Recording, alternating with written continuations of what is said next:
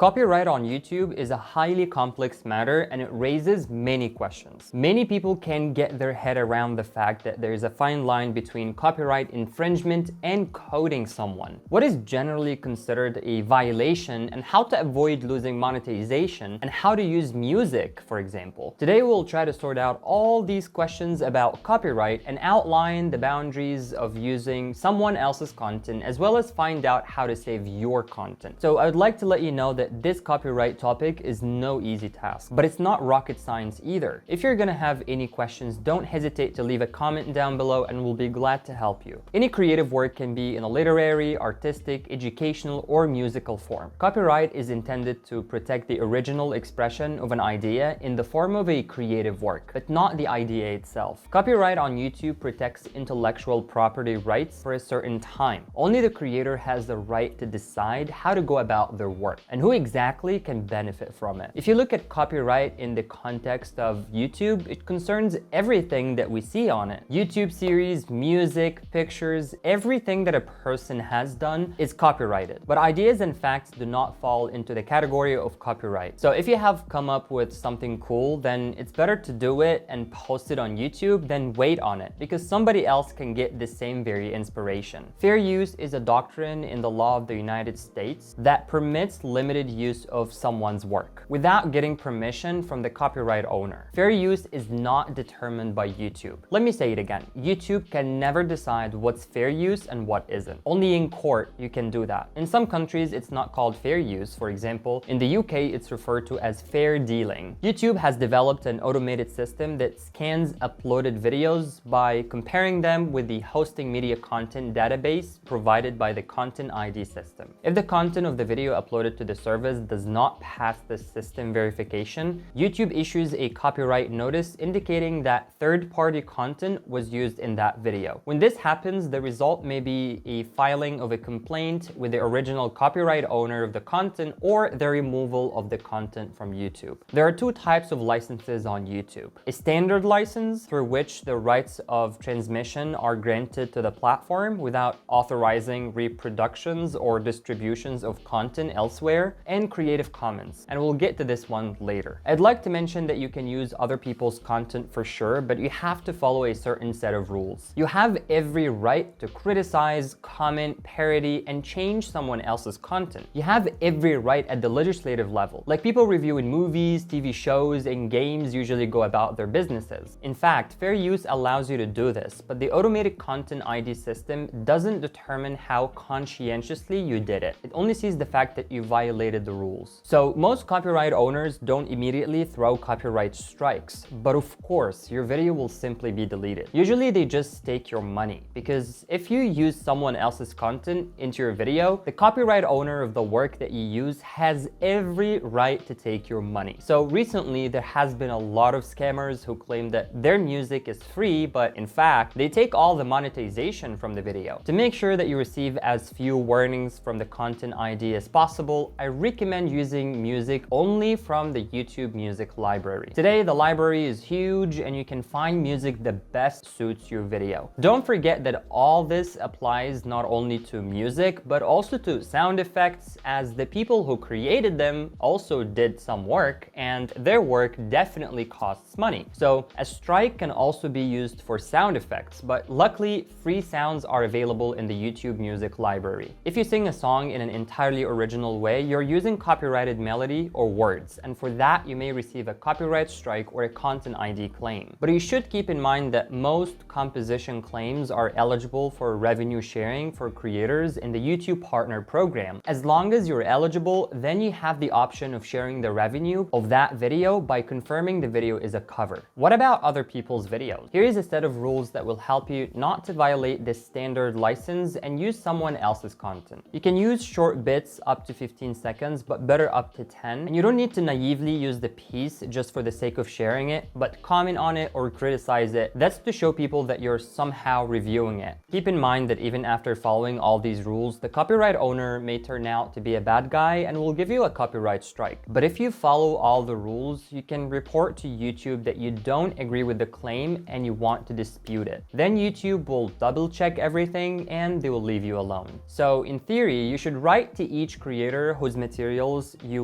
wanted to use in your videos, and you should request a written form of permission. And when you get the go-ahead, you should use it to your heart's content. But you will still receive a warning because the Content ID system doesn't know about your agreement. But the warning can easily be repelled if you show permission from the creator. That's why it's necessary to be in writing. Now you might be thinking, you've already seen 100 times how other channels use each other's videos and everything's fine. Well, don't look at other channels in terms of copyright. Monetization is most likely removed from these videos and they may soon be deleted. Just YouTube and the copyright owner haven't seen them yet. So if you think it's pointless to be on YouTube with all these strict rules, now I'm gonna let you know about something amazing, which is the Creative Commons license. All videos published under this type of license can be used as you like, partly or completely translated into other languages and used simply the way you want to. How to find out that a video is licensed by Creative Commons? At the very bottom of the video, you can find the type of license, and if it has the magic word Creative Commons, feel free to use it. To safely use the video, you need to provide the name of the creator, their name or pseudonym in the title or in the description, and you should specify what changes you made to the original video, and also include a link to the text of the public license. This license also allows you to specify all of the above points in all available reasonable ways. For example, just give a link of the original video in the description, and that's it. So now I'll show you the myths that users came up with about copyright on YouTube. YouTube itself disapproved them. Myth number one, if you provide the name of the copyright holder in the video, you can freely use the materials. The answer is no. This doesn't work in the standard license, only in the Creative Commons. And myth number two, if the content is published for non-commercial purposes, there is no need to worry about copyright. Now you're still violating the law in any case, even if you don't plan to profit from the video. And myth number three, if other creators publish someone else's content, then I can do it too. Perhaps another creator had the permission, but you don't have it. Then you are breaking the law again. Also, another creator could have used it illegally, just the copyright holder didn't send a strike or didn't have time to do it yet.